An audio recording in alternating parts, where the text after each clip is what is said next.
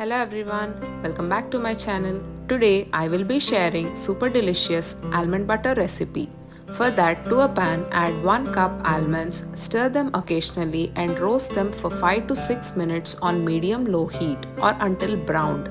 Almonds are perfectly roasted. Now turn off the flame and transfer them to a plate to cool completely. Once cooled, add the almonds to a blender and blend them into fine powder. Then add 1/3 cup sugar and blend them together until fine powder. Give everything a mix and continue to blend until the almonds releases its natural oil. Almonds started to release oil. Now add 1/4 cup cocoa powder, 1/4 teaspoon salt and continue to blend until everything comes together. Now add 2 tablespoons melted unsalted butter or oil and blend until you get perfect silky smooth almond butter consistency. Super delicious almond butter is ready.